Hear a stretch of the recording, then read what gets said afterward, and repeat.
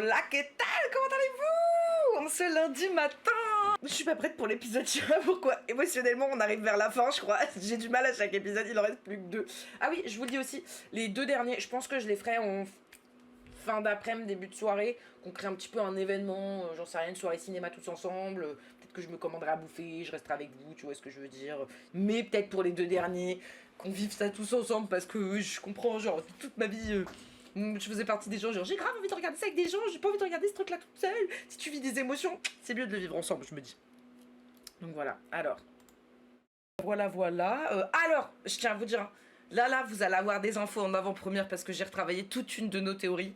Et en fait, je m'étais trompée sur des choses, je pense. Et bon, la théorie tient toujours, mais avec des trucs beaucoup plus précis. Et là, je vais tout vous balancer avant le live parce que waouh. Et après, bien évidemment, je ferai un gros recap de ça, etc. à la fin d'Euphoria. Mais je suis trop contente, genre Krusty News, genre déjà que notre théorie religion elle était bien, mais alors là, donc j'ai trop hâte. Et alors, vu qu'on arrive quand même milieu, fin de saison, voilà, je sais pas si vous parlez ou pas, vous en pensez quoi, etc. Voilà, parce qu'au début, moi j'étais un peu réticente, critique, les premiers épisodes, bon voilà, après on a trouvé des théories pour pouvoir un petit peu nous hype, mais là, j'avoue que moi, depuis l'épisode 3, 4, 5, là, ça commence vraiment à arriver vers du cinéma que j'aime bien, personnellement. Alors, rappelons, juste, épisode 5, on s'est arrêté. Nous, on avait dit que Rue n'était absolument pas morte, que même si on considère qu'elle va mourir, moi personnellement, je considère qu'elle va mourir fin d'épisode 7, début épisode 8, ou alors début épisode 8, tout court, mais voilà, ça c'est ma théorie, en tout cas. Mais non. Là où, par exemple, je trouverais ça logique qu'on ait commencé par une naissance et on finisse par la mort de ce personnage-là, et je crois que j'ai crack the code. Alors attendez, on y va dans le truc, c'est-à-dire que là... on part dès le début. Alors, je commence parce que si je vous pose pas la base de ma théorie, je peux pas vous expliquer pourquoi j'en suis arrivée là. Et que là, je crois, hier, en ayant rebossé pour préparer le live, j'étais en mode, mais en fait, ça, c'est ça, mais c'est ça, mais c'est ça. Peut-être que je suis totalement délusionnelle, enfin, dans le faux. Là, je pars peut-être trop en couille parce que je suis trop dedans avec vous, j'analyse, je fais du montage là-dessus, je machin, donc je passe... nuit et jour, limite, j'ai pas eu le temps de regarder pratiquement rien d'autre depuis Euphoria. Genre j'arrête de bosser à minuit et demi mes montages et je suis en mode... Voilà, pour l'instant je vais aller droit au but parce qu'il y en a des choses à dire sur ma théorie religieuse. Alors pour ceux qui ne savaient pas, voilà, ou au cas où pour les rediffs, etc. Je suis partie du principe que la saison 3 racontait la Bible.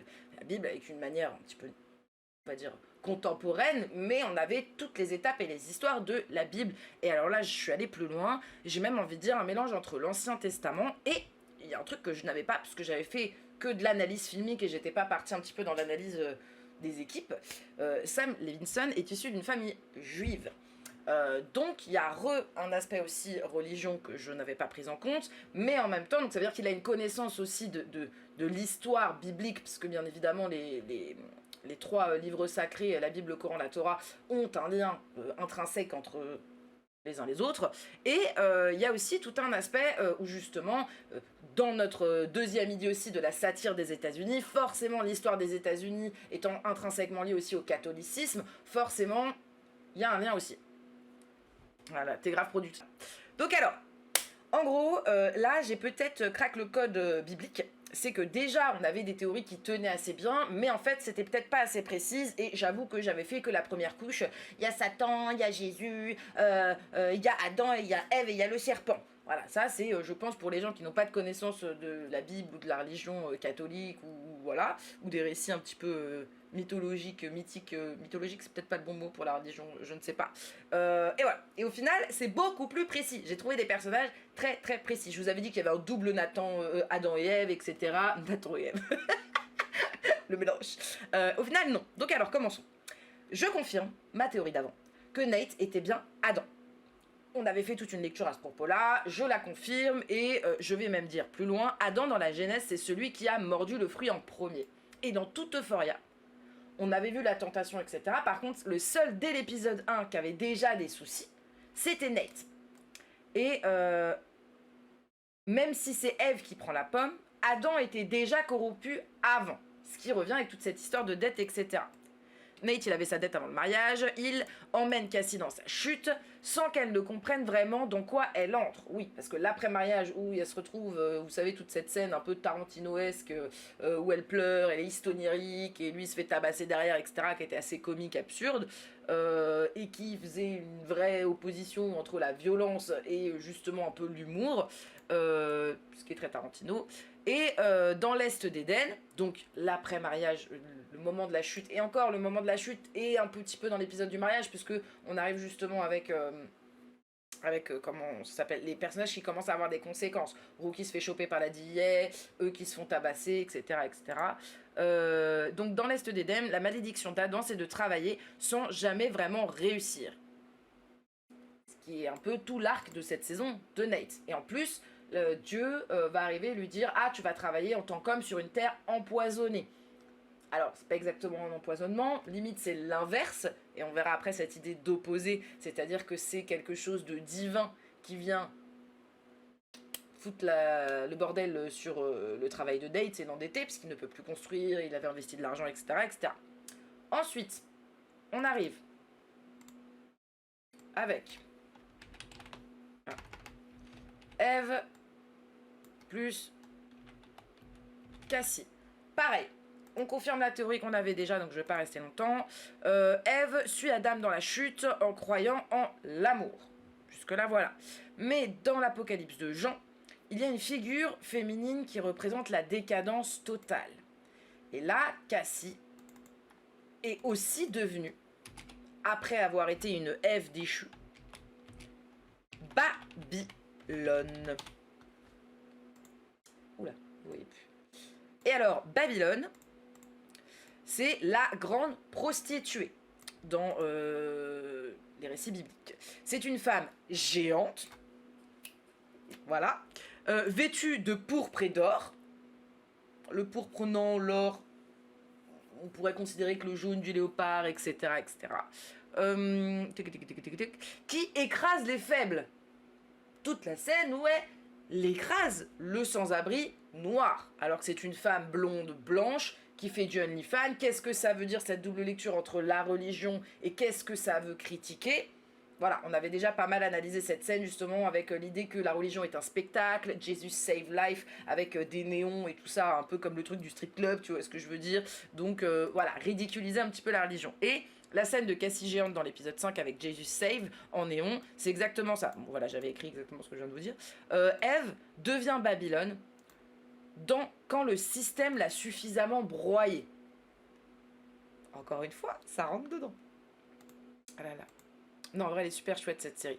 Bah, ça dépend des gens, parce que je pense qu'il faut avoir une capacité d'empathie, déjà, pour regarder cette série, tout comme les Shameless, les Skins, etc. Faut avoir aussi une envie de s'intéresser à des second degrés de personnages et à des lectures. Il y a des gens qui aiment regarder des trucs, on va dire, voilà, le personnage il est méchant, le personnage il est gentil. Les sous-textes, il y a plein de gens qui n'aiment pas. Je peux comprendre.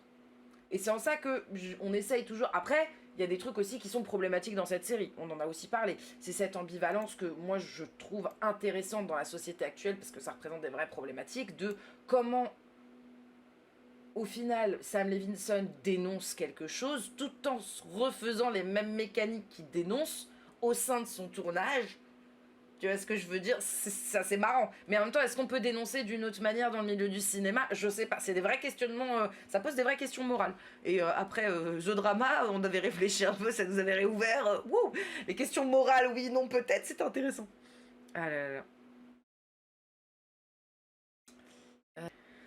Voilà. Là, Cassie, déjà, on a une petite évolution qu'on n'avait pas avant. On arrive, ça y est, vers l'intéressant, vers ce qui commence à changer. On arrive avec Roux. Et bah notre Roux, je vous avais dit que c'était Job ou Judas. Pour moi, ce n'est plus Job ou Judas. C'est... Comment ça s'écrit? Lilith. Ou peut-être le Christ, mais... voilà. Donc déjà là, on commence à changer. Pourquoi Lilith? Lilith, dans la tradition juive, c'est la première femme, avant Ève, je veux dire, elle est créée en même temps qu'Adam, à partir de la même terre. Si on se rappelle les saisons précédentes, Roux et Nate, étaient quand même les deux personnages qui étaient dans un mal-être qui impactait autrui, dans un mal-être qui avait déjà des conséquences. Ils n'étaient pas un petit peu dans ce truc de jeunesse, etc. Et Lilith, elle refuse de se soumettre et elle est expulsée de force. Ce qui sous-entendrait toute l'histoire d'avant cette saison 3, où Roux refuse justement la guérison, refuse etc. Elle refuse de se faire aider, malgré par exemple l'aide de Jules, l'aide de sa famille, etc., etc. Donc elle va se faire ce qu'on appelle expulser de force. Là on voit qu'elle s'isole et qu'elle s'ostracise dans la saison 3. Elle n'a plus de contact avec personne, mis à part Maddie. Bon, après, ça recommence à reprendre contact, on comprend, mais on comprend aussi que, voilà, elle est partie, on va dire, dans le chemin de damnation, si on prend le truc très biblique, les méchants, les gentils, etc. Donc, Roux, elle n'est pas naïve comme Cassie. Et Lilith, elle n'est pas naïve, un peu à sentiment de pureté, etc., comme peut être Ève. Lilith, elle se rebelle, elle refuse, et elle paye le prix de cette rébellion. Ce qui pourrait avoir tout son arc justement avec l'addiction. Mais, et là c'est la théorie. Attends. Ouais, je commence à vous l'amener. Ok. Non, parce que je voulais vous l'amener toute la mort de Roux avec un truc, mais voilà. Comme je vous ai dit, pour moi, Roux, elle va mourir à la fin. Et ce qui serait intéressant, c'est si Roux meurt, Roux ne reste plus Lilith, mais deviendrait une figure du Christ. Parce qu'elle nous raconte, vous savez, avec la voix off, qui parle au passé, elle nous raconte ses propres récits. Tout comme on peut voir avec les récits, justement, écrits des textes sacrés. Ce qui pourrait avoir un rapport. Et là-dedans encore, c'est pas fini. Donc voilà, Roux, ça pourrait être Lilith et peut-être finir par le Christ. Maintenant, là, on commence à arriver dans l'art. Et j'ai trouvé pour tous les personnages de la série, et c'est en ça que je vous dis que je pense que la théorie tient beaucoup plus debout qu'avant. Maintenant, on a Alamo. Alamo, qui est ce petit Alamo? Et Alamo, ça serait non pas le serpent, mais l'antéchrist. Et alors, l'antéchrist, ou la bête, dans l'Apocalypse, la bête est décrite physiquement, semblable à un léopard, avec des pieds d'ours et une gueule de lion.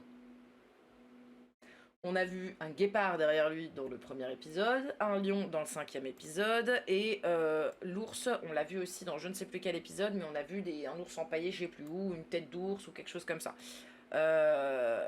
Alamo est entouré depuis l'épisode 1 d'animaux prédateurs, ouais, on a aussi vu le crocodile, on a aussi vu, je sais plus, bon, le serpent bien évidemment, je crois qu'on a vu le scorpion, etc. Donc que des animaux prédateurs et dangereux. C'est littéralement similaire à la description qu'on peut avoir de la bête maudite dans les livres sacrés. Et comme l'antéchrist, il ne force jamais. Il crée les conditions pour que les gens viennent à lui en faisant croire qu'ils choisissent librement. Donc ça, c'est toute la théorie du serpent qu'on avait dit. Bim, ça se pose à l'amour. Alors il y a beaucoup plus de lectures que ça, hein. Il y a aussi, par exemple dans l'épisode dernier, vous savez, à un moment, quand il croit que, un moment il dit Judas Bastard, quand il est avec Roux et ses 3 sous-fifres, entre guillemets, et qu'il est à 2 doigts de buter un de ses sous-fifres, et d'ailleurs il est à 2 doigts de buter son sous-fifre avec un piolet dans sa main. Ce qui peut rappeler la crucifixion du Christ. Crucifixion, je suis pas sûre que ça soit le mot, mais vous savez, quand le Christ il est comme ça, etc. Mais donc en gros, c'est le chemin opposé du Christ, mais c'est quelqu'un qui se prétend être comme le Christ, entre guillemets, si je vous le vulgarise la Bible en quelques mots.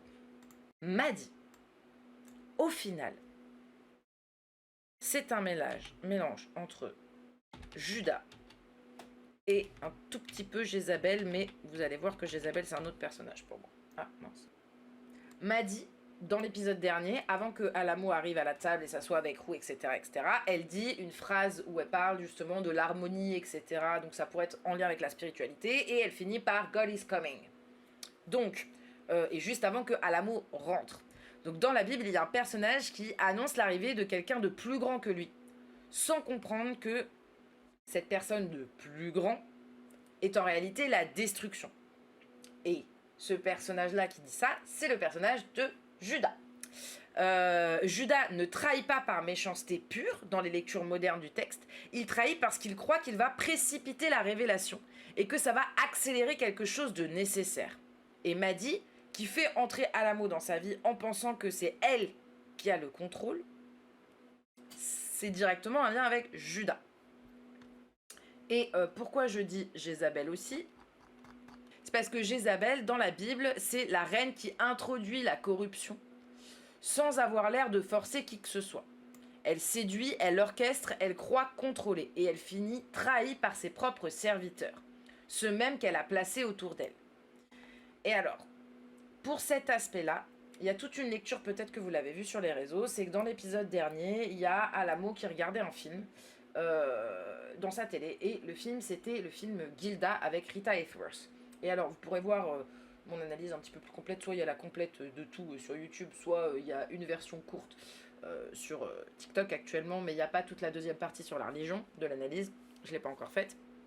Et ça pourrait sous-entendre, justement dans ce film, en gros, il y a Gilda qui pourrait représenter Maddy, Joseph qui pourrait représenter Roux, et Balin qui pourrait représenter Alamo.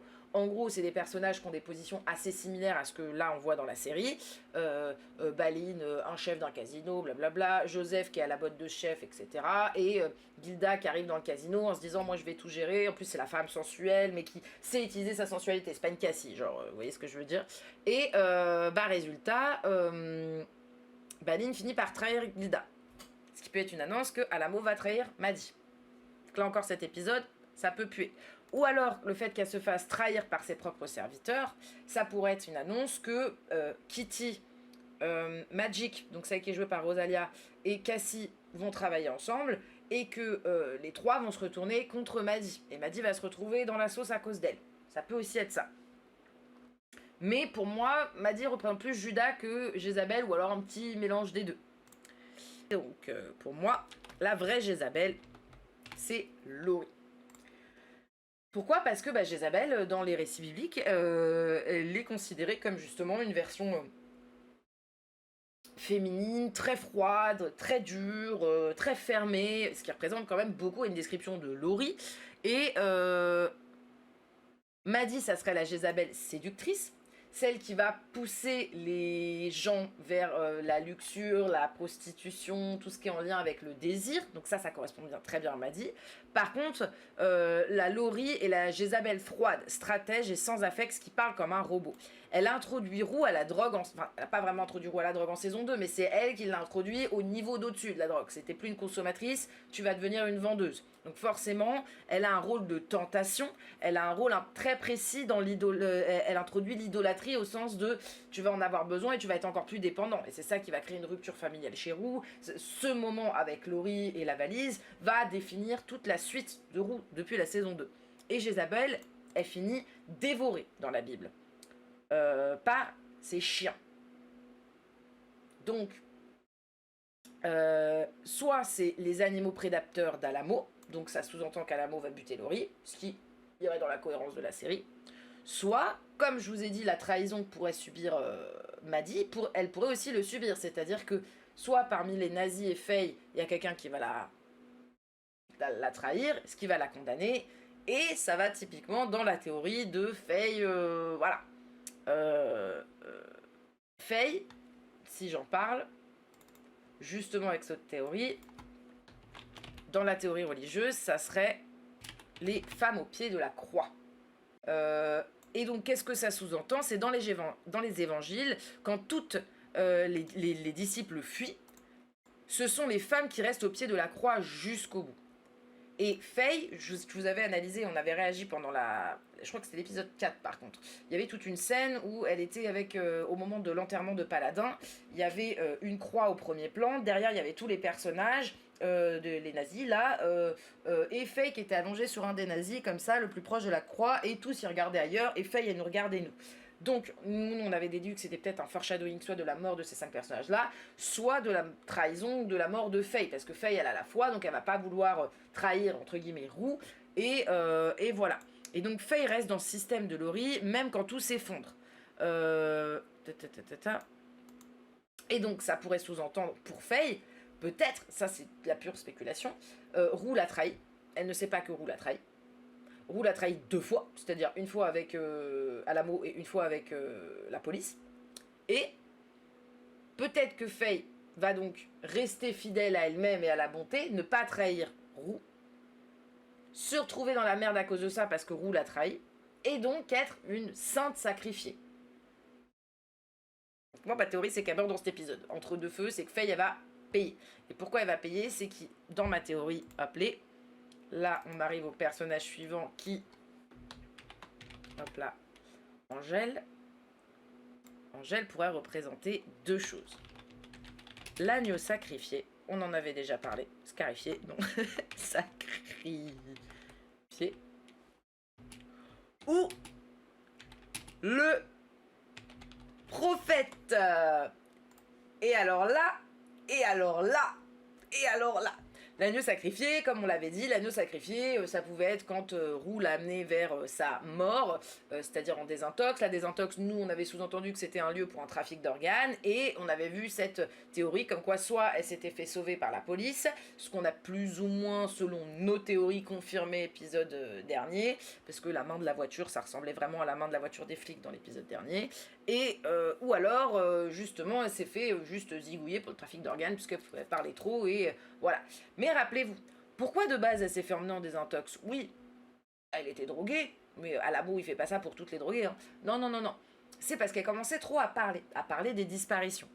Et qui c'est qui parle un petit peu dans les religions de attention, attention, il va se passer ça, attention, attention. Elle nous a prévenu, elle a prévenu Roux qu'il y avait des disparitions, que c'était chelou, etc.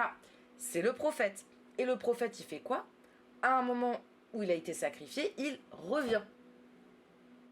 Ce qui annonce peut-être le retour d'Angel. Et notamment, ce qui annonce le retour d'Angel, et pourquoi je vous ai mis Faye et Angel un petit peu, dans l'idée de cet épisode, pour moi, cela pourrait annoncer la mort de quelqu'un et le retour de quelqu'un. Dans la Bible, c'est un moment particulier dans l'Apocalypse, parce que pour moi, nous sommes déjà dans les signes de l'Apocalypse. Ensuite, là je vous l'ai dit juste, mais ah si, je pense que pour cet épisode-là, il faut qu'on en parle, parce que sinon j'en ai pour tous les personnages. Hein. Lexi, vu que cet épisode, je pense qu'on va la voir. Lexi représenterait Jean-Baptiste. Jean-Baptiste, c'est celui qui rappelle la loi morale dans un monde corrompu. Et vous savez, on n'a pas arrêté de dire « Oh là là, putain, Lexi, c'est trop nous, putain, elle parle comme nous, elle dit comme nous. » Et donc, il y a ce truc de « Elle parlait en notre place, mais en notre place de morale dans ce monde immoral. » Sinon, on nous considère comme l'œil omniscient, comme le dieu, j'en sais rien, en tant que spectateur. Donc Jean-Baptiste, il vit à l'écart, on le prend pour un excentrique et il finit décapité. Alors, je pense pas que Lexi va être décapité, attention, faut pas prendre au sens littéral. Il finit décapité par qui? Par Salomé qui danse pour obtenir sa tête. Retenez bien ça parce qu'on va en parler après. Lexi est vierge dans un monde qui ne valorise que le corps dans Euphoria. Et elle rappelle aux autres ce qu'ils devraient être. Et dans l'épisode 6, il pourrait y avoir ce que on appelle la danse de Salomé, que là je viens de vous dire, avec Cassie, Magic et Kitty. Ou alors on peut considérer que la danse de Salomé, c'est peut-être le rôle que va jouer Cassie dans la série hollywoodienne dans laquelle travaille Lexi. Et cette danse va déclencher la destruction de Lexi. Alors là, je vous le dis rapidement. Jules, ça serait Marie-Madeleine. Marie-Madeleine, dans les Évangiles, c'est la femme appelée. C'est la femme dont l'identité a toujours été réduite à son corps par ceux qui l'entourent. Voilà, voilà. Mais elle est la première à voir le Christ ressuscité. Donc, est-ce que Roux, comme je vous ai dit, ça pourrait être le Christ d'une certaine manière, s'il y a une mort symbolique de Roux? Est-ce que là, on n'a pas vu la mort symbolique de Roux? J'y crois pas trop. Mais bon, voilà, parce que vu ma théorie pour les prochains épisodes, j'y crois pas trop qu'on a déjà vécu la Renaissance, etc. Mais voilà. Donc, elle est la première à voir le Christ ressuscité. Et Jules, dont la transidentité est instrumentalisée par les Hollywood, etc. Et ses sugar daddy. Donc elle voit ce que les autres ne voient pas. Et si Roux meurt et ressuscite, Jules sera la première à le voir. Ou alors, peut-être que la ressuscité... Non, là je vous annonce une théorie avant. Ok. Ok, là je vais peut-être vous amener cette théorie. Dans ma théorie de la mort. Et du Christ. Et de tout ça. si on considère que je vous ai dit que Roux était peut-être le Christ, à partir du moment où elle meurt, son histoire qui nous est racontée dans Euphoria serait les récits bibliques, etc. Roux nous parle en voix off au passé. Et cette saison, Lexi, elle n'a pas encore eu un grand rôle. Ça m'étonnerait quand même. Moi, je suis la Moda Pato. Vas-y, il y a un moment où je joue pas de la saison, tu me donnes rien, tu me donnes pas de matière, je suis là pour être la sœur de Cassie, je suis là pour être la copine de Jules, je suis là pour être au mariage et tenir le bouquet. Why? Vous vous rappelez de la scène qu'on avait dit qui était une scène miroir où Lexi, cette saison, elle est dans son appartement, devant sa fenêtre, elle travaille, elle écrit. Elle écrit. On la voit pas travailler sur des scènes, c'est pas des tableaux Excel ou j'en sais rien. Elle écrit. Elle est à sa fenêtre et on voit sa sœur qui est l'appartement en face d'elle au-dessus avec les photos. On voit son corps en mode sensuel, ce qui la ramène directement dans la saison 2.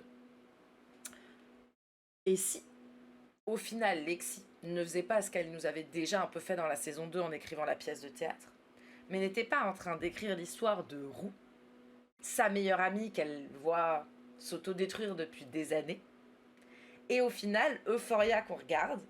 Alors, ce qui me fait chier, c'est qu'il y a eu l'annonce de la saison 4 qui briserait toute cette théorie-là, mais ça serait genre juste extraordinaire. Que toute Euphoria qu'on regarde, ça soit Lexi qui est réussie dans le milieu professionnel, qui, à la mort de Roux, a créé cette série. Ce qui expliquerait tous les passages avec sa sœur, entre guillemets, et vous savez, tous les passages aussi un peu symboliques, comme on a depuis la saison 1, vous savez, les passages avec Labyrinthe, les passages avec Frida Kahlo, les passages, etc. Voilà, et donc, ça serait un truc de dingue si au final, tout Lexi, c'était un petit peu la metteur en scène de toute cette série et qu'on la voit un petit peu dans un truc un peu méta à la fin, vu qu'on travaille dans Hollywood. Pourquoi nous avoir fait travailler dans Hollywood? Parce que pour l'instant, il n'y a pas eu trop de trucs méta, etc. Je trouverais que ça a du sens, qu'en fait, ça soit Lexi qui nous raconte l'histoire, etc. Et peut-être même que Jules, là, par exemple, travaillerait sur les peintures et les décors de la série. Et tous les moments de peinture qu'on voit depuis la saison 2, pas saison 1, mais saison 2, pourrait être justement Jules qui travaille avec Lexi et il n'y a plus tout ce truc de censure hollywoodienne, etc. etc. Mais ça sous-entendrait une fin plus ou moins, voilà, une fin à la série. Vu qu'ils ont annoncé une saison 4, je ne sais pas. Donc alors, je vous le dis, Bishop pour moi ça serait le faux prophète. Voilà. Cal, ça serait Sodome ou le péché originel avant Adam. C'est à peu près tout, donc je pourrais vous le détailler. Et ça, bien évidemment, je vous ferai une énorme récap, je pense, de ça à la fin. Et voilà, et donc, pour ce qu'on attend dans l'épisode 6 bibliquement, ça s'appelle Stand Still and See. Il y a 2 références en simultané, parce que depuis que j'ai le truc biblique, maintenant j'ai analysé les titres et tout ça, et en fait, ça aggrave des références religieuses. Et donc, je vous ai dit depuis l'épisode 3 où le jardin d'Éden a été confirmé, je suis en mode piou, piou, piou, piou. C'est génial. Et donc, dans l'Exode 14.13, il y a la phrase « Tenez ferme et voyez la délivrance ». C'est Moïse qui dit ça au peuple coincé entre la mer Rouge et l'armée du Pharaon. Donc, vous savez, juste avant la séparation, le truc de Moïse, là, la séparation de la mer. Et comme je vous l'avais dit, pour moi, on était dans un moment, normalement, le dernier épisode, où il devait y avoir Caïn et Abel, la trahison. On n'a pas eu la trahison, donc c'était peut-être ce moment, justement, d'attente. Et donc, tenez ferme et voyez la délivrance. Stand still and see, ça ressemble un peu. Ne bouge pas et regarde, la traduction de l'épisode. Et donc, Roux, là, on l'a laissée enterrée dans la terre, elle ne peut pas bouger, et elle doit attendre une intervention extérieure. Est-ce que quelqu'un va la sauver? Si oui, est-ce que c'est une vraie délivrance ou juste un transfert du système? Vous voyez ce que je veux dire? Est-ce que vraiment elle va se libérer, elle va se rendre compte que Alamo c'est un taré, elle va changer de vie, elle va machin? Ou alors, est-ce qu'elle va repartir dans ces trucs? Voilà, en plus là elle est entre les indices pour la police, etc. Donc elle risque de se retrouver dans l'inaction. Caïn et Abel pour Cassie et Lexi. Ça, je l'avais déjà théorisé la dernière fois, donc je ne vais pas le refaire. Je vous le dis juste, ça serait la première violence fraternelle. Et on avait dit Caïn et Abel, ça peut être des trahisons entre tout le monde, mais là, maintenant que Cassie travaille à Hollywood, comme on l'avait pressenti, il va y avoir forcément une rupture entre les deux. Et on a commencé à voir que Cassie est très auto-centrée, ne comprend pas que le travail de sa sœur est en jeu. Et donc, ces 2 enfants, Caïn et Abel, du même monde, qui prennent des chemins opposés. Et la jalousie de Caïn pour Abel, dont les offrandes sont acceptées. Donc il y a une jalousie intrinsèque entre les deux. Et dans la danse, et dans la scène qui pourrait être avec Magic et Cassie et Kitty, ça pourrait être la danse de Salomé, comme je vous ai dit, qui est une danse pour obtenir la tête de Jean-Baptiste. Donc au final, peut-être que j'en sais rien, Cassie, elle va avoir son rôle à Hollywood comme prévu, elle va le faire, mais qu'en même temps, vu qu'elle a signé 95 contrats avec 95 personnes, là, elle va être avec Magic et Kitty et tout ça, elle va faire des trucs plus hard encore qu'elle ne fait d'habitude en mode OnlyFans, porno, machin, et que ça va avoir littéralement des conséquences sur la série hollywoodienne, où on peut pas mettre ça alors que la meuf elle est en train de faire du porno sur internet, et ça va retomber sur Lexi, parce que malheureusement Cassie arrive en tout le monde en disant je suis la sœur de Lexi, je suis la sœur de Lexi, ouais Lexi m'a proposé, je suis la sœur de Lexi, et que Lexi lui a d'ailleurs fait une réflexion dans le dernier épisode, genre chill out, tu te calmes, et Cassie n'a pas du tout écouté. Donc pour le truc de Faye et Angel où je vous avais dit s'il y en a une qui revient et l'autre qui meurt, ça conviendrait parce que ça pourrait faire le moment de l'échange de l'apocalypse. Parce que si l'agneau est sacrifié, qui était Angel l'agneau sacrifié, c'était de base, c'est dit comme tel dans les textes, l'agneau sacrifié est encore en vie quand il est égorgé. Donc elle aurait pu être symboliquement égorgée à ce moment-là, mais l'agneau n'est pas mort. Ce qui sous-entendrait pour moi que Angel n'est pas morte. Et en fait, si elle revient en mode prophète, ça veut dire que l'apocalypse a été déclenché aussi avec Angel qui s'est fait sacrifier, etc. C'est un des symboles de début de l'apocalypse. Tout comme Babylone avec Cassie, etc. Dans l'apocalypse, justement, si Angel revient et Faye meurt dans le même épisode, c'est la structure de l'apocalypse de Jean. Quand l'agneau ouvre un seau, quelque chose est libéré, quelque chose est détruit. Donc les deux. Une vie apparaît, une autre disparaît. Une révélation a toujours un prix. Et si Faye se retourne contre Laurie pour protéger Rue ou aider Angel avant de mourir, elle devient la seule figure de rédemption par le sacrifice de toute la série. Dans ma théorie, vu que là on a lancé l'apocalypse, et que d'ailleurs vous avez vu dans l'analyse justement de la scène de Godzilla, là, on a fait une analyse justement avec, il y a une horloge à un moment dans cette scène qui est bloquée, ça pourrait sous-entendre, ça représente quand même l'apocalypse à la fin avec la ville qui meurt, une meuf qui détruit tout, etc. Blablabla. Mais il y a une horloge qui n'avance pas, qui est bloquée, ce qui pourrait faire une prémonition de l'apocalypse telle qu'on la connaît. Et pour moi, l'épisode 7, ça je vous l'avais dit, vu que ça s'appelle Rain and Shine, je vous avais dit ça pourrait être la thématique du baptême ou du déluge. Et si l'apocalypse est lancé, ça peut être le déluge avec l'arche de Noé, etc. Et donc, ça sera la pluie qui efface et recommence. Quelqu'un va mourir. Roux va mourir, épisode 7. Ou au début de l'épisode 8. Et In God We Trust, donc l'épisode 8, ça sera le jugement dernier final. Qui est aussi la devise In God We Trust américaine qu'il y a sur les billets. Donc, ça mélange religion et argent, ce qui est un petit peu toute la thématique de cette saison. Je pense que ce que pose la Bible et ce que pose la question de la série, comme je vous en avais parlé pour moi avec la thématique de la jeunesse en souffrance, etc., c'est qui mérite d'être sauvé dans ce système. Et la réponse, donnée par Euphoria saison 3, c'est personne n'est sauvé. Parce que le système lui-même, c'est la condamnation. La question est elle-même piégée parce que dans un jugement dernier normal, Dieu évalue les actes des gens qui décident et qui méritent le paradis. Mais si le Dieu, c'est le système américain, l'argent, la célébrité, la méritocratie, le capitalisme, alors le jugement est truqué dès le départ. Parce que ce n'est pas une question de mérite, c'est une question de qui tu es né, dans quel corps, dans quelle famille et dans quel quartier. Voilà. Donc je voulais vous faire aussi, mais je pense que ça va faire combien de temps, 50 minutes qu'on a commencé. Je voulais vous faire un petit peu la psychologie de Lexi pour cet épisode. Donc je vous le dis rapidement, mais je développe pas trop. Vu qu'elle a construit une intelligence émotionnelle, qu'elle comprend assez bien le monde, mais qu'elle reste enfermée dans ses fantasmes, dans l'écriture, etc. Lexi, elle a une incapacité à exister pour elle-même. Là, elle existe à travers son travail. On a compris, hein, quand les autres se sont foutus de sa gueule, ah bah quoi, t'es vierge, machin, bidule. Ce que ça voulait aussi sous-entendre, c'était que c'était une femme qui vit encore dans ses fantasmes. Ça a empiré, elle est devenue carriériste au sens de, mais pas carrière sain, carrière au point de, justement, elle perd son job, qui elle est, Lexi. On a vu, elle habite dans un petit appart, dans une résidence. On a vu qu'elle gagnait même pas si bien sa vie que ça. On a vu qu'elle pouvait perdre son job à n'importe quel moment quand elle avait fait une erreur avec Jules. On a vu que c'était oui, tu travailles à Hollywood, mais tu n'as pas un rôle précieux et donc tu peux te faire virer quand tu veux. Et donc, ouais, écoutez, on va pas rester 5 ans là-dedans. J'aime bien vous faire de la psychologie de personnage, mais je pense que ça arrivera dans le truc. Désolée, je parle pas trop parce que là, histoire backstory d'Alamo, j'avoue que je m'y attendais pas à ça. C'est pour nous l'humaniser avant qu'il fasse des trucs horribles, je sens. Hum, Ou alors pour nous décrire typiquement l'antéchrist, ça commence littéralement par God, machin, bidule. Quand je vous ai dit la religion, là moi j'en suis convaincu, je suis. Pour moi, ma théorie est vraie. C'est fini. Il y a des trucs de religion toutes les 2 minutes. C'est bon, voilà. Tu dois être bien, quelqu'un de bien, machin bidule, ce qui va avec la discussion de l'antéchrist, etc. Faudra que je regarde quelle est l'enfance de l'antéchrist. S'il y en a certains qui le savent dans le chat, n'hésitez pas à le dire pour compléter l'analyse. Et voilà. Alors juste, j'ai pas très bien compris les paroles de ma musique. J'ai entendu Go Down. Et je analysé. Parce qu'encore une fois, qu'est-ce que choisir, quelle chanson religieuse ils ont choisi parmi tous, qu'est-ce que ça veut dire, puisque tu sais, il peut y avoir des chansons sur juste le fait d'être bon, des chansons sur le retour du Christ, des chansons sur.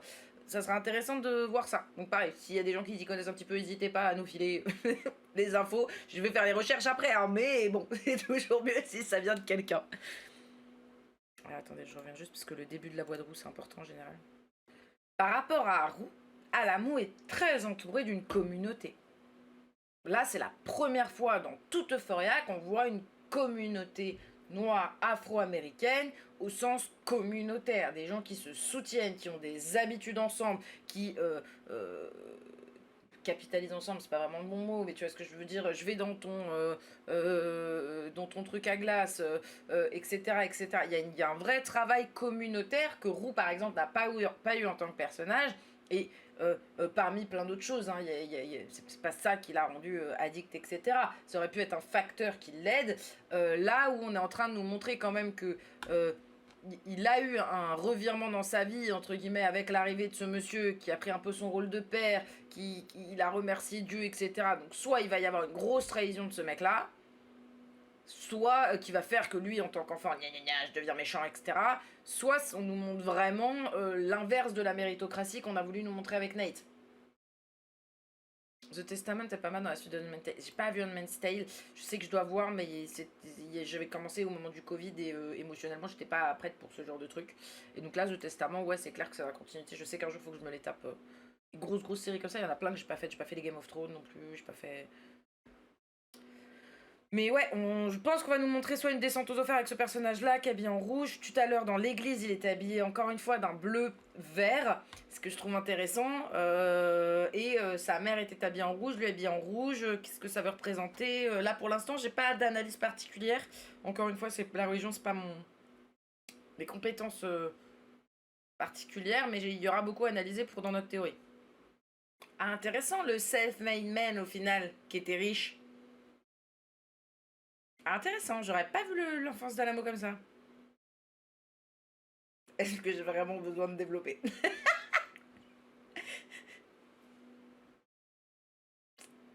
Le serpent! Le serpent! La notion du guépard! C'est. Et en même temps, sa mère, ça serait le léopard, parce qu'elle est assise là-dessus. Et lui là, je sais pas. Intéressant. Mais décidément, dès l'enfance, le serpent, hein, c'est pim! Oh, le crocodile aussi, là, je l'avais pas vu. Mais what the fuck? Non mais ok, attends.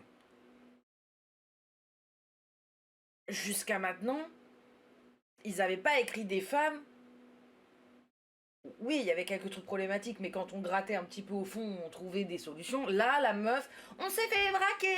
Oh là là, je veux plus être avec toi. Alors que, en plus, à la limite, si nous l'avaient vendu comme une meuf qui aimait l'argent, qui aimait machin, non, ils l'ont vendu comme là un couple qui s'est rencontré avant la richesse. Je comprends pas, je comprends pas. Je comprends pas le développement de la mère là. Il me brise le cœur, le monsieur, la réaction de la maman, je sais pas, je le sens pas, mais. Je comprends pas non plus. Et donc il va en vouloir avec sa mère, et donc c'est pour ça qu'il va exploiter les femmes. J'espère pas. Ah oui, on est des méchantes femmes avides d'argent, hein, c'est connu. C'est connu, on sort avec des mecs pauvres avant qu'ils deviennent riches. Pour ça. Bah oui. En tant que femme, c'est logique.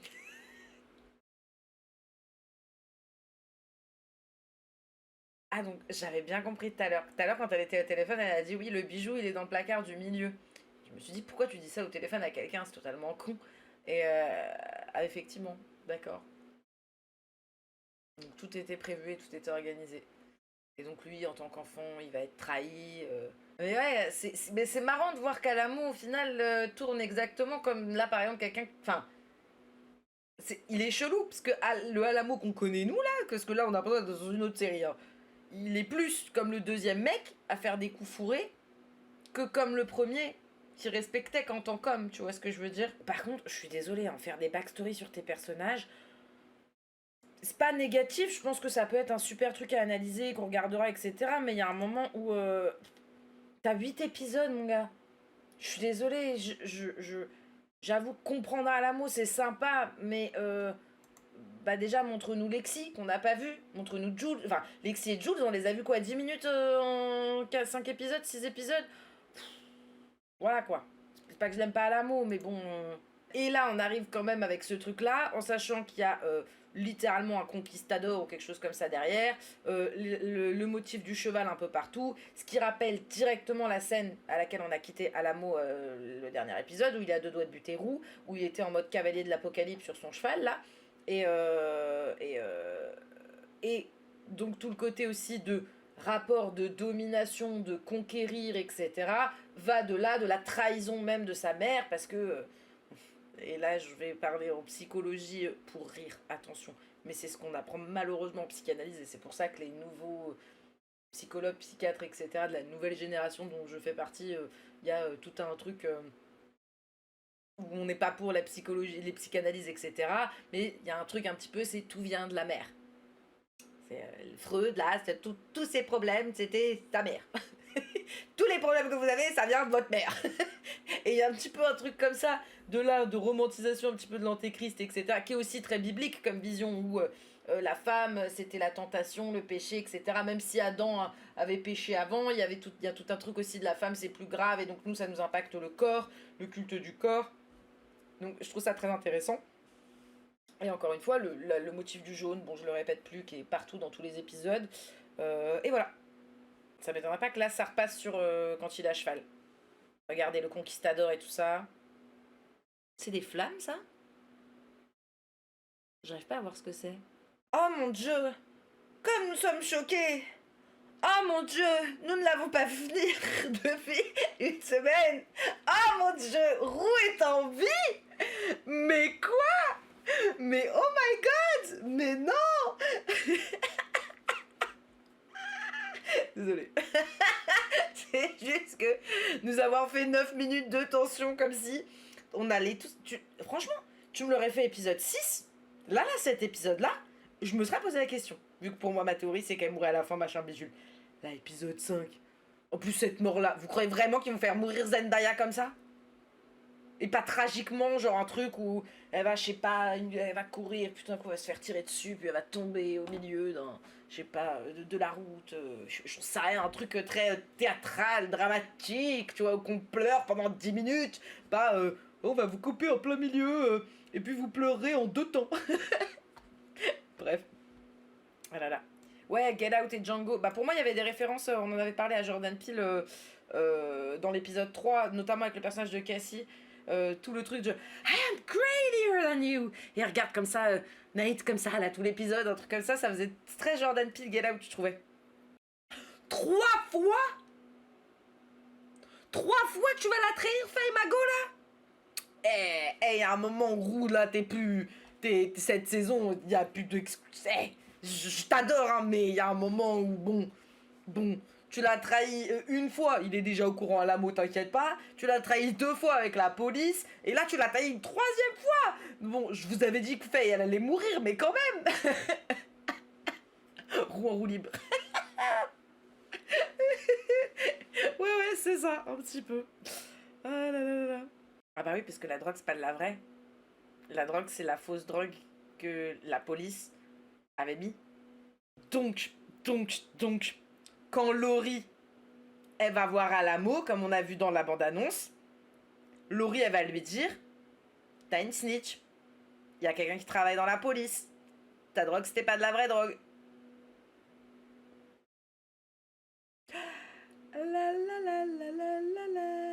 Tu vois Néon Démon? Je crois que je l'ai vu. Je suis pas sûre, mais je crois. Putain, Faye, par contre, je suis désolée. Il y a plein de trucs sur lesquels, comme je vous avais dit, je commençais à trouver que Sam Levinson avait quand même un... n'était pas si... Enfin, oui, il y avait des trucs sur lesquels c'était une grosse merde humaine. Par contre, d'autres trucs sur lesquels on les accusait, sur lesquels j'étais moins d'accord. Par contre, le côté porn food, le rapport entre Avalé et Faye, ça commence à faire beaucoup, là, j'avoue. Beaucoup, ouais. Voilà. Mais elle est mignonne, en vrai, Faye. Elle est juste perdue. Elle a pas d'autre choix. Lui, déjà à partir du moment où c'est un nazi, dans ma tête, je t'aime pas.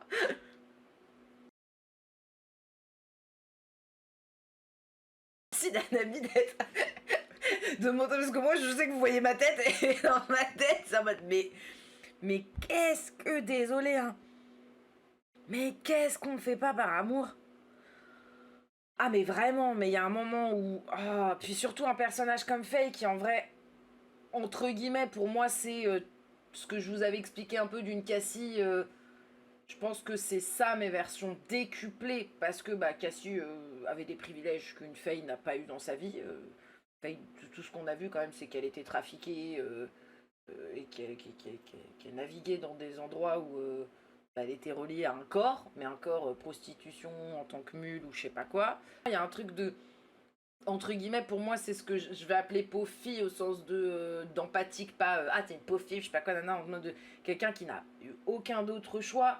Et donc forcément, j'en ai parlé par exemple dans l'analyse psychologique de Maddy, peut-être que vous l'avez vu hier soir, où j'expliquais comment une victime de violence peut devenir proxénète, et donc comment on peut justement passer du côté de victime à persécuteur, qu'on le veuille ou non, je parle pas forcément de méchanceté ou de choses comme ça.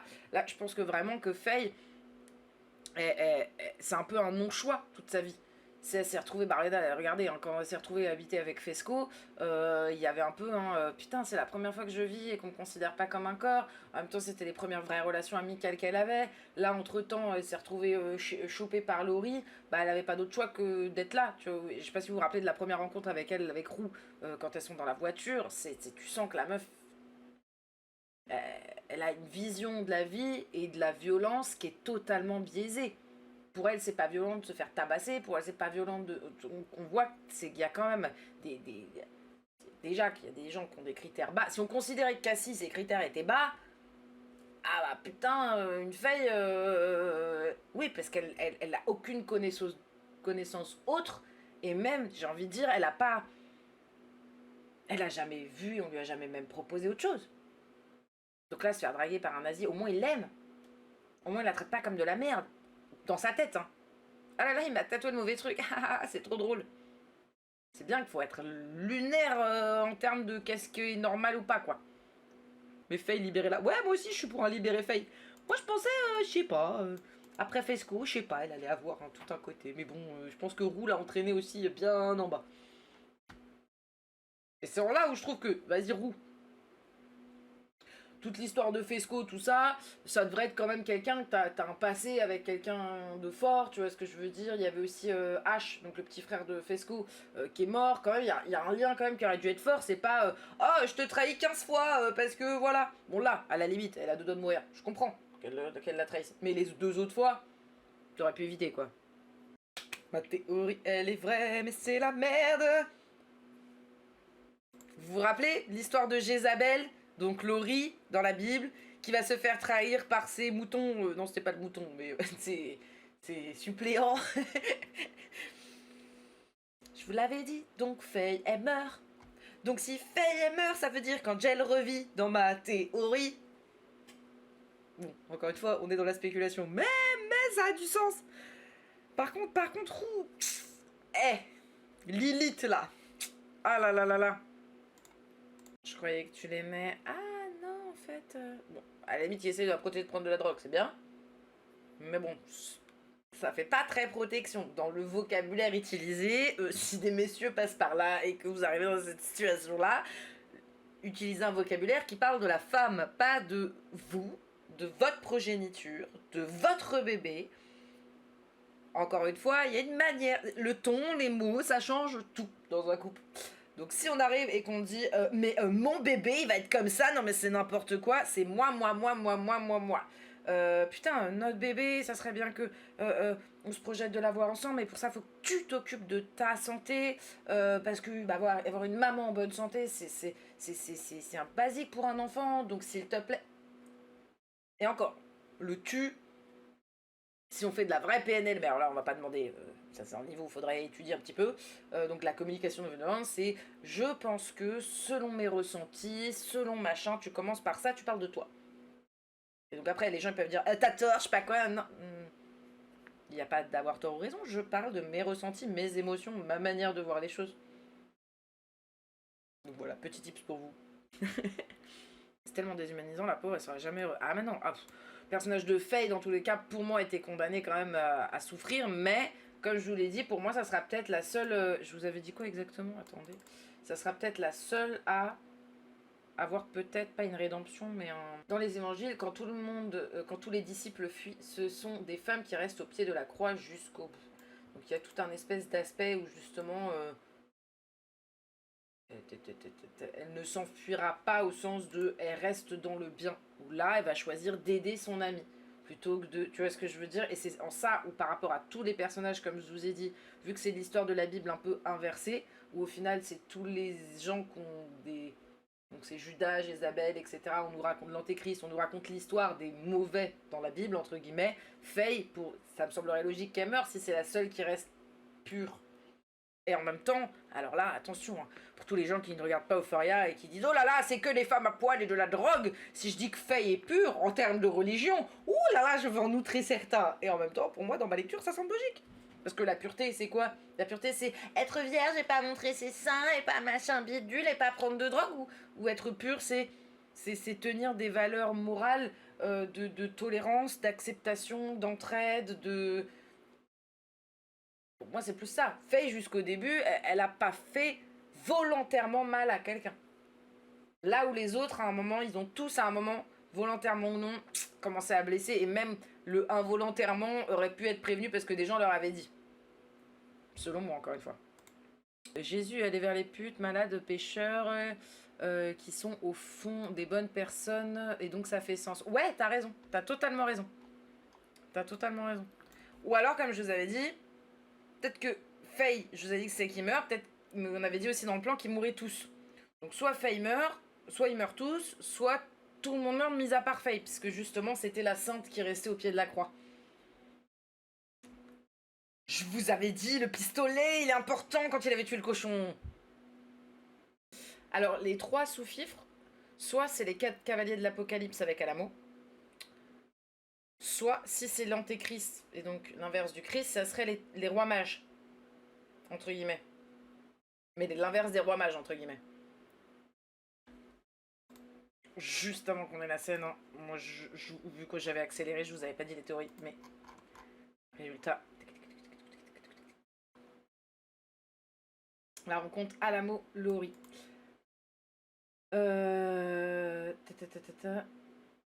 La phrase qu'on avait déjà eue dans la bande-annonce, c'était I hate that things have gotten so contentious between us. Donc je déteste le fait que ça soit devenu contentieux entre nous. C'est la phrase qu'on dit juste avant que tout parte en vrille. Et ces réunions vont soit déclencher une trêve temporaire, soit accélérer la guerre ouverte. Roux est au milieu des deux. Elle sait pour la drogue remplacée par la drogue de la police. Elle sait qu'Alamo sait. Et elle vient de sortir de la terre. Elle n'a plus aucune marge de manœuvre. Et c'est en ça que je vous disais qu'on était dans le truc de trahison, mais aussi Caïn et Abel, etc. Où on est dans le début, entre guillemets, de l'apocalypse, avant le déluge, quand il commence à y avoir quelque chose de très compliqué et de tendu. Donc là, littéralement, ça c'était ce que j'ai écrit avant de voir la scène. Et là, on a littéralement Roux qui est au milieu en mode... ça, et les deux autres qui sont là. Là, vous voyez, juste en cinéma, c'est un tout petit peu ça qui me manque chez Sam Levinson, c'est le mouvement. J'adore les plans fixes, etc.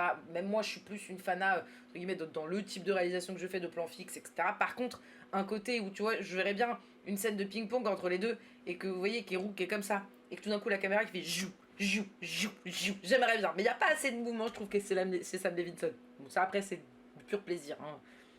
Attendez, parce que là, j'ai eu du mal à comprendre. Juste, on confirme ensemble. Ils sont en train de parler du fait qu'il a littéralement un business médical, ce qui est en train de confirmer notre théorie de trafic du corps. Mais là, ils sont en train de sous-entendre que c'est pour refaire les meufs. Moi, dans ma théorie, c'était plus une histoire de trafic d'organes. La meuf, elle parle trop, donc j'ai des médecins, donc je lui fais fermer sa gueule et voilà. Mais en même temps, de ce que je comprends, ça peut être aussi des formes de mules. Entre guillemets, on refait tes seins et au final, à l'intérieur, il y a de la drogue. Ou ton cul, etc. C'est bien ça que j'ai compris. Ou alors, il y a encore une notion que je n'ai pas compris dedans. Parce que là, c'est intéressant. Là, ça va avec tout ce qu'on a dit avant. Okay, donc rappelons que c'est un faux deal parce qu'ils sont en train d'organiser justement la récupération de tout ça chez Laurie directement. Il y a un moment où je suis désolée, Roux, elle est absolument pas discrète avec son téléphone. On s'est servi de toi, et puis bah maintenant, ton avocat il verra, et en attendant, bah débrouille-toi. Te fais pas tuer. Allez, bisous, bonne soirée. On est la police, hein, by the way. Je vous avais dit, on n'avait pas eu encore, je trouve, de trucs un peu rigolos avec la police, en mode, c'est quand même une satire des États-Unis, le fait qu'il n'y ait pas de critique de la police de la part de Sam Levinson, vu le contexte actuel, je trouve ça un peu tendu. Encore une fois, si c'est eux les justes ou alors c'est pour nous montrer justement le côté le bien, le mal avec la religion, mais il s'est permis de faire des satires sur d'autres choses, voilà. Voilà, surtout dans le contexte, voilà, on a eu quand même ces dernières années le Black Lives Matter, de machin, là on a Ice, alors oui, peut-être qu'il va pas parler d'Ice, il a juste parlé de fermer la frontière, mais bon. Mais ça montre quand même, vas-y, genre, on s'est servi de toi, maintenant, débrouille-toi, salut. Good luck. Ouais. Encore une fois, le serpent. Mais attends, maintenant que tu le dis, tu sais, je vous avais dit, il y avait le tableau justement dans le strip club avec une femme métisse qui ressemblait quand même un peu à Roux, avec un serpent qui l'entourait. Je crois que c'est d'ailleurs le tableau derrière lequel il cachait l'argent. La photo ressemblait un peu, Sydney Sweeney, entourée du serpent, au tableau. Ce qui au final a un rapport direct, même si bon, je pense plus que c'était histoire d'imager Roux avec la tentation, etc. Mais là, intéressant, ouais. Ah, là, exactement, on m'a dit qu'il se rend compte qu'elle ne peut pas faire comme elle veut. Exactement. Là où elles étaient sur un terrain d'égalité dans le deal tel qu'on l'a vu à la fin de l'épisode, petit à petit, comme je vous l'ai dit, pour moi, c'est Judas et l'Antéchrist, et Gilda aussi dans le film que regardait Alamo. Donc elle va se faire trahir par Alamo parce que justement, le but était d'avoir un business, et que ce soit dans le film Gilda d'ailleurs, ou que ce soit dans la Bible avec la lecture, elle représente un personnage qui croyait vraiment être sur un terrain d'égalité, mais qui se rend compte au final qu'elle n'a pas l'ascendant et que elle va se faire trahir ou au moins remettre à sa place entre guillemets par Alamo. Et voire même dans Gilda, Gilda se fait vraiment trahir par Balin. Par contre, à la fin, Balin meurt. Et Gilda est avec Johnny, donc le personnage qui représenterait Roux. Donc bien évidemment, on en avait parlé sur cette chaîne, nous n'aurons pas notre shipping dit Roux, mais peut-être qu'il y a une lueur d'espoir. Pour moi qui vois tout en négatif, peut-être qu'il y a une lueur d'espoir pour notre Roux aussi. Je le redis pour ceux qui ne savent pas, la peinture de la série, c'était Hunter qui l'avait peint. Je suis émue pour notre Roux. Première fois de sa vie entière qu'elle se projette. Première fois de toutes les saisons qu'on la voit parler de son avenir. Rappelez-vous, tout l'épisode 1, on était en déchéance émotionnelle quand elle a rencontré Alamo et qu'elle était en train de lui dire qu'elle le rencontre en mode waouh, il y a des meufs à Walpé, oh là là, mais ce serait le job de mes rêves, machin. Dans ma tête, j'étais putain, mais l'estime de toi que tu dois avoir pour te dire ouais, je veux faire la boniche dans un strip club. Enfin, tu vois ce que je veux dire? Même pas à travailler dans le strip club, parce qu'à la limite, tu te dirais peut-être tu peux remporter de la thune, machin. Non, tu vois ce que je veux dire? Franchement, c'est que ton espoir, c'est un peu comme fait. Hein, ils étaient réduits au néant au sol. Là, première fois. Est-ce que ça serait pas ce que je vous avais dit sur la naissance du Christ? L'arrivée, enfin, comme je vous avais dit que Jules c'était Marie-Madeleine, et Jules serait la première à voir le Christ. Est-ce que c'était pas une mort symbolique qu'on a vue avec Roux dans la terre? Et donc elle est en train de renaître actuellement en ayant justement d'autres volontés, d'autres trucs. Elle vient de faire le partenariat avec la police, etc., qui est plus ou moins terminé. Donc là, elle peut se construire un avenir, enfin se construire non, mais essayer de réfléchir à la suite, là où avant elle subissait et elle réfléchissait pas trop parce qu'elle était vouée même à ses propres émotions, à sa drogue, à sa phase up, machin, bidule. Là, elle a l'air plus ou moins stabilisée. Voilà. D'ailleurs, bon, on n'en a pas parlé, mais l'addiction dans cette saison est extrêmement mal faite. Hein. Pour un mec qui, soi-disant, a été addict toute sa jeunesse, etc., et que c'était le sujet de parler de ça, de Foria, blablabla. Voilà. Il y a quand même pas mal de trucs qui vont pas d'écrou à ce sujet-là. Hein. C'est-à-dire que l'addiction, c'est pas tu prends et après tu prends plus, puis machin, puis bidule. Il y a quand même une certaine. Voilà. Puis surtout quand t'en prends de plus en plus et que c'est pas les débuts comme elle en prenait quand elle était jeune. Mais ça pourrait être intéressant de voir ça.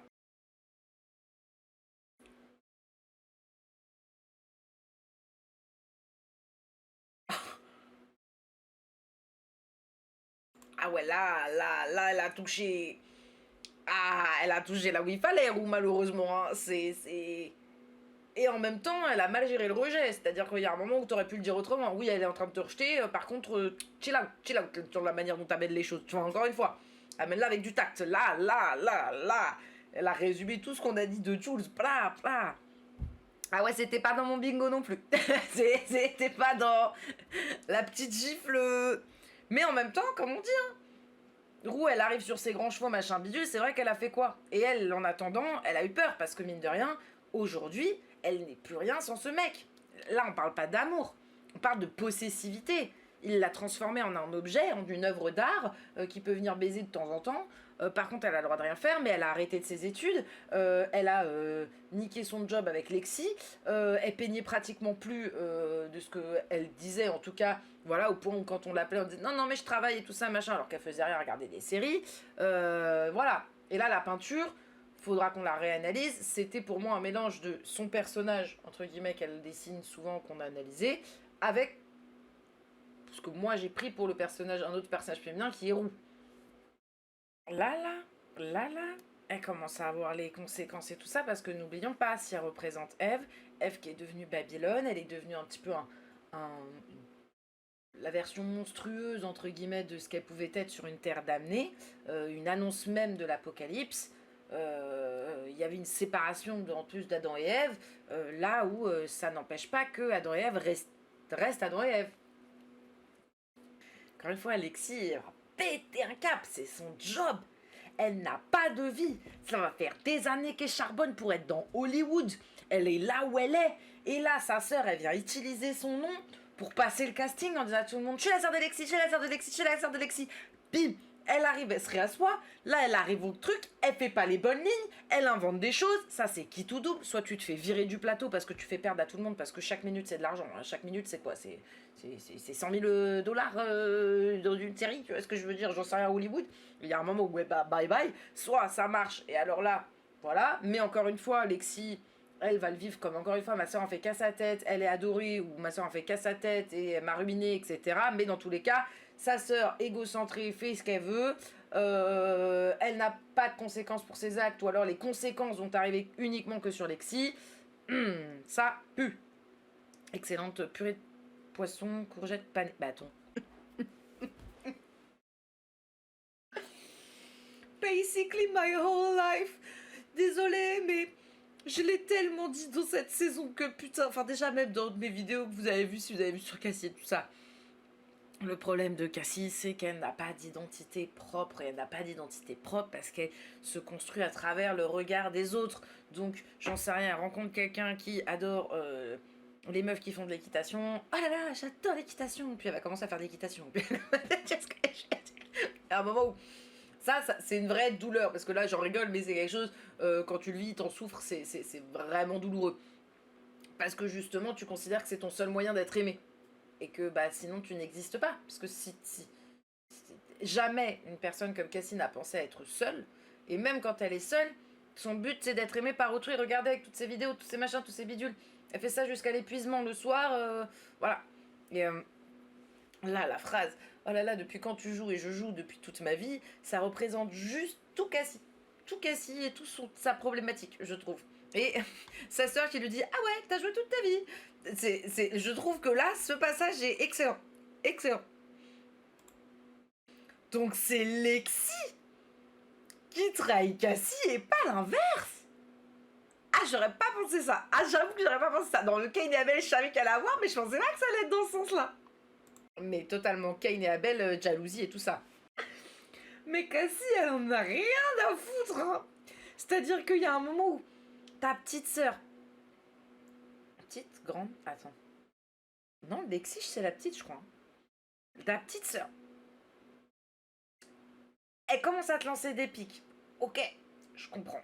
T'es en train d'essayer de décrocher le job et tout ça et d'avoir mieux. Mais bon, lui renvoie pas la balle. Il y a un moment où, meuf, qu'est-ce que t'as fait pour ta rush? S'il y a bien une fois où tu dois apprendre à, ok, ravaler ta... Ah ouais, la revanche de Lexi, je te jure. Ah, je te jure. Mais même, elles s'en bat les ovaires, mais carrément. Mais, oui, mais tu vois, limite, je trouve qu'Cassie, ok, elle essaye de décrocher un truc, mais il y a un moment où, défends-toi toi, mais attaque pas ta soeur. Ah ouais, même avec la famille, c'est trop dur, je sais pas quoi, non, non, non. Tu vois ce que je veux dire? Il y a un moment où... Littéralement, t'as utilisé son nom pour arriver là. Le fait que Eve retrouve une rédemption, faudra que je regarde si dans la Bible il y a un truc comme ça. Parce que, vu qu'elle s'est transformée en Babylone, pour moi, il y a un cap qui avait été passé et un point de non-retour, surtout dans l'annonce de l'Apocalypse. Donc à voir, à voir. Ah oui, mais elle doit arrêter avec Maddie aussi. Et avec Brandon. Ou je sais plus comment il s'appelle. Le truc des pas qui fait... Oh la mince. Le truc des pas qui fait penser maison de poupée, etc. Là, sur cette scène-là, normalement, elle est... ça rappelle le truc quand elle marchait, vous savez, qu'elle écrasait, etc. On voit qu'elle marche consciencieusement. Donc ça rappelle le côté Babylone, du fait qu'elle doit arrêter. Par contre, le côté Eve veut repartir vers le puritanisme, le côté Babylone va repartir là-dedans. Justement parce que c'est un monstre de consommation, etc. Filmée d'en bas, vue de grand, donc elle est Babylone. Donc pour moi, peu importe ce qu'elle fait, ça va la condamner. On avait fait une analyse de ça, épisode 1. Faudrait qu'on compare. Dans la peau... La seule fois où on lui demande d'écrire, ça va être pour raconter putain de sa sœur. Donc c'est le cercle vicieux de la saison 2 qu'elle revit. Mais encore une fois, raconter sa sœur... Oh waouh, oh dur. Oh le miroir par rapport à la saison 2 où au moins c'était volontaire, c'était quelque chose qu'elle avait fait par émancipation, etc. Alors que là, c'est vraiment un retour au passé. Comme si elle a pas avancé, Lexi. Elle est bloquée. Elle vit la même chose. C'est fou. Mais il y a marqué quoi derrière? Il n'y a pas d'espace pour de seconde chance. Il n'y a qu'une chance. Et c'est la première chance. Ok. Ok, mes chers amis. C'était un au revoir. Et j'étais en train de me dire dans ma tête, vraiment, si on voit la mère de Roux, c'est terminé. C'est terminé. Pour moi, c'était trop bizarre que l'actrice de la mère de Roux ne soit pas revenue jusqu'à maintenant. Et pour moi, ça, c'était un au revoir.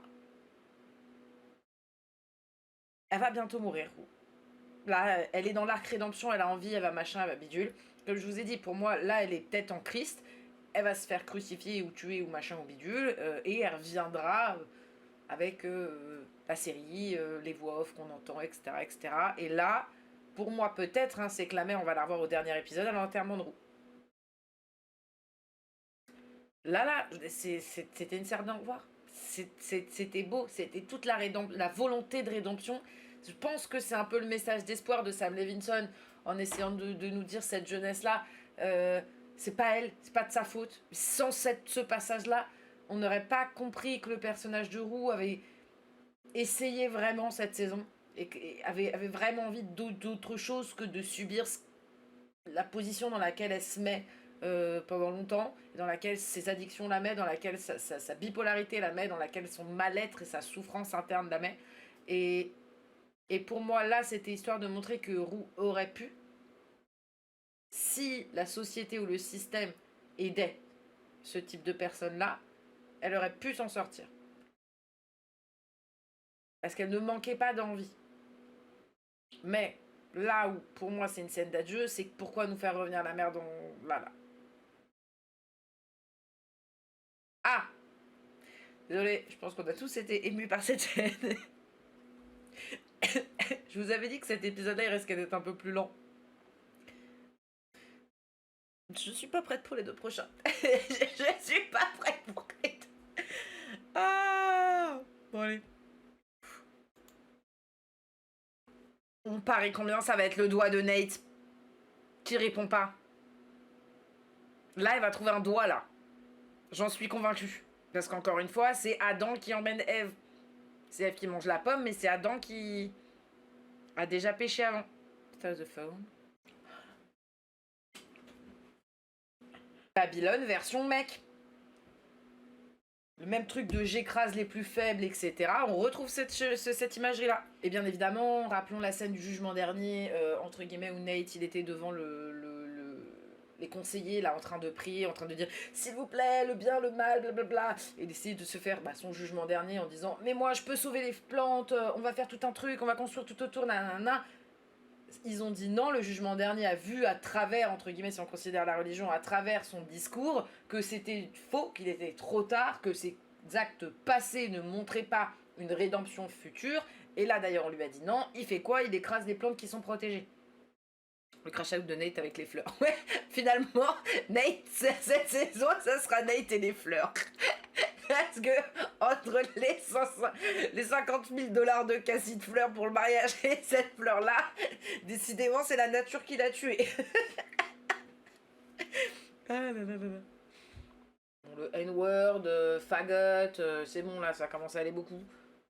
Mais j'aime bien le côté comique par contre de Nate et Cassie, un peu Tarantino-esque, ça j'aime bien. Encore? Oh non!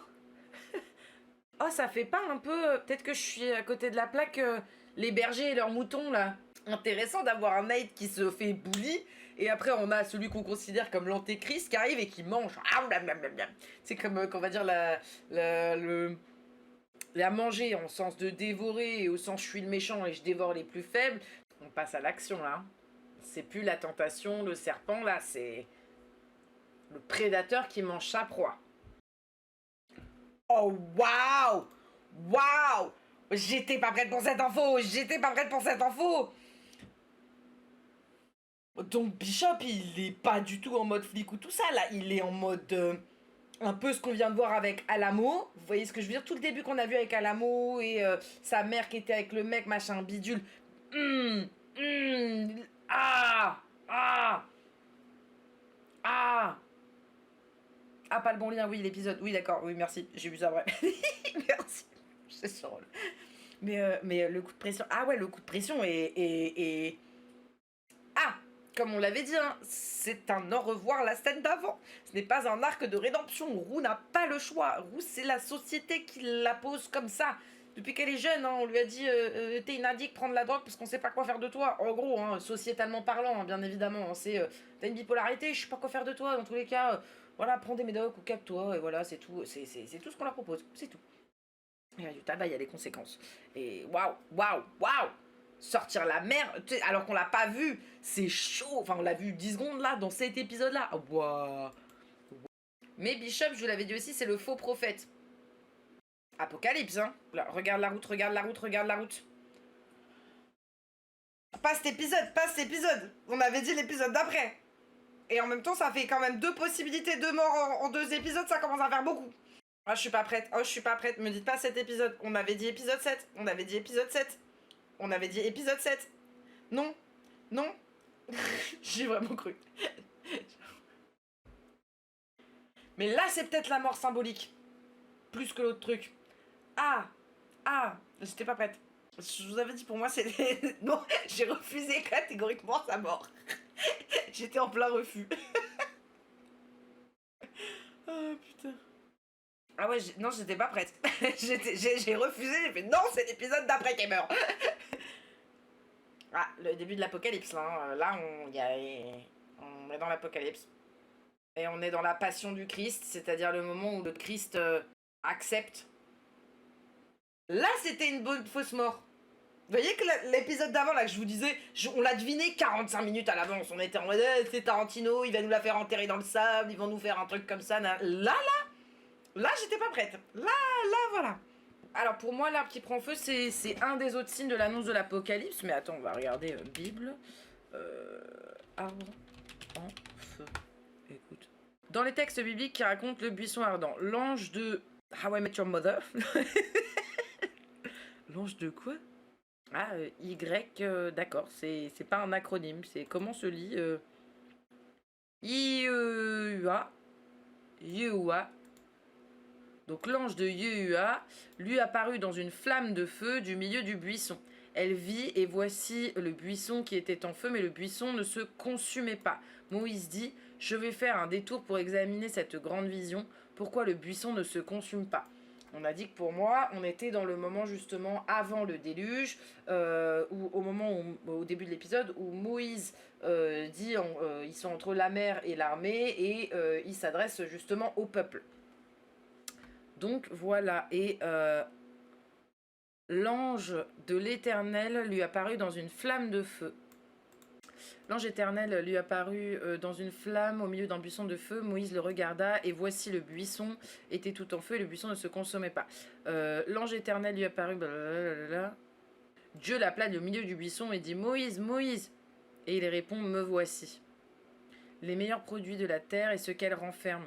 Que la grâce à Dieu de celui qui apparut dans le buisson vienne sur la tête de Joseph, sur le sommet de la tête du prince et de ses frères. Pourquoi je dis marrant, c'est que Joseph en soi, je ne l'ai pas parlé. Par contre, non, c'est Johnny, je confonds. Désolée, j'allais dire un truc sans rapport avec le film, mais il est le symbole de la vie à sa source. Une manifestation du divin, ça on l'avait compris parce qu'en plus elle finit et elle se met comme ça. C'est l'irruption sacrée dans le monde des hommes, la descente de Dieu sur terre. Moïse, donc là ça pourrait être où? Dieu ne se montre pas, pour la simple et belle raison qu'il n'a pas de forme. Lui donner une forme, ce serait verser dans l'idolâtrie. Le buisson évoque un symbolisme de l'énergie, de la lumière, de la menorah. La menorah, ça peut être ça aussi. Ça ressemblait au truc là. Ou encore un phare. C'est la conscience qui s'ouvre. Ouais, écoutez, à regarder un peu plus, mais je pense qu'il y a des significations. Voilà, je vais remélanger aussi avec... parce que là, je vous avais dit Ancien Testament, mais je pense qu'il commence à y avoir de plus en plus une lecture aussi judaïque. C'est comme ça que ça se dit. Pour cet épisode. Et voilà. Bah écoutez, l'épisode, moi, j'ai trouvé assez bien. Je savais que ça allait pas être un gros retournement de situation. Que ça. Je pense que c'est l'épisode d'après avec le déluge qui va nous toucher. En termes de psychologie de personnage, je trouve que c'était assez juste cet épisode. Peut-être une Lexi qui, au final, trahit Cassie plutôt que Cassie qui serait restée dans son égocentrisme. C'est assez intéressant aussi. Donc, je retrouve pas mal le Cain et Abel et en même temps, je sais plus lequel des deux. C'est Cain ou Abel qui est jaloux. Je sais plus. Attendez.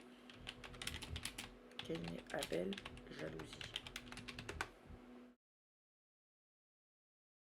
C'est Cain qui tua Abel par jalousie. Donc Lexi qui tua, symboliquement, qui essaya de tuer Abel, donc Cassie, avec tout son côté jalousie. Ah bah oui, mais elle fait de l'OnlyFans, elle fait machin, elle fait bidule. Mais au final, on n'a pas vu de mort symbolique. Donc elle s'est pas fait virer, etc. Au final, Lexi n'a pas perdu son job comme prévu. Donc, est-ce que c'est vraiment de la trahison ou est-ce que c'était juste une petite...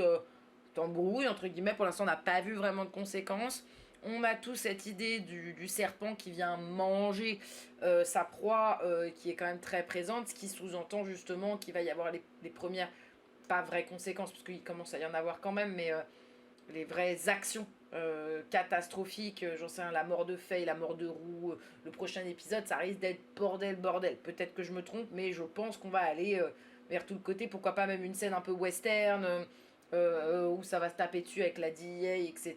Et pour moi, j'aurais pensé que le dernier épisode, soit c'était Gros truc Hollywood de Lexi, quelques années plus tard, pourquoi pas, qui raconte l'histoire de Roux, soit idéalement, mais je pense que ça ne se fera pas, ça aurait été l'enterrement de Roux. Ça aurait été génial que tout l'épisode ça soit ça et que ça soit mélangé de scènes comme on avait dans la saison 1 et 2 avec Labyrinthe. Vous voyez ce que je veux dire? Donc une roue qui retrouverait son père, une roue qui serait présente de manière symbolique avec la musique, etc. J'aurais tellement vu ça. Mais je pense pas qu'on aura le droit à ça. Et pour le personnage de Lexi, que j'avais prévu de faire une petite psychologie de personnage, on a quand même bien vu tout ce qui est de côté jalousie, mais qui est pas de la jalousie comme les gens pourraient l'entendre. Ah, elle est jalouse parce que sa soeur a réussi. Non, non, il y a vraiment une idée de, à force de vivre dans l'ombre de quelqu'un, tu t'en sors par toi-même, au final tu te retrouves renvoyé à la toi quand t'avais 14 ans. C'est très dur quand même, parce que tu t'es développé en tant que femme, et alors en plus tu t'es pas développé beaucoup sur beaucoup d'aspects, il y a que le professionnalisme entre guillemets sur lequel, et la carrière sur lequel toi t'arrives à trouver quelque chose, et au final tu te le fais voler en 2 jours par ta sœur qui au final va peut-être être même plus connue que toi, va peut-être même, pourquoi pas, je dis n'importe quoi, hein, on sait tous comment ça fonctionne, hein. Tu commences actrice à Hollywood, puis après il suffit que tu sois connue, tu finis réalisatrice, scénariste, etc. Là où sa sœur, elle a carrément plus charbonné pour être dans cette esthétique-là, mais que l'autre va l'avoir encore une fois tout cuit dans la bouche, comme elle arrive si bien à le vivre. Voilà, voilà. C'est à peu près tout, je pense, pour ces épisodes. Je pense qu'on est bon là-dessus. Je vois pas si. Je pense pas qu'on va faire des analyses de séquences comme les autres fois. Enfin, vous savez, en général, c'est un épisode sur 2. Là, cet épisode-là, je vois pas de scène grandiose à analyser, sauf si vous me dites que vous en avez, que vous voulez que je vous analyse, ou des psychologies de personnages, ou des trucs, voilà. Peut-être, pourquoi pas, vous faire une petite fiche personnage sur Alamo, comme je sais bien faire. Mais bon, je trouve que on a déjà eu tout ce qu'il fallait sur Alamo au début de cet épisode. Mis à part son histoire de mère, là, que, bon, on souffle. J'ai commencé à trafiquer les femmes parce que ma maman, elle a arnaqué un homme. Et donc, je me suis vengée. Voilà, on souffle. Mais voilà, voilà. Bah écoute, merci.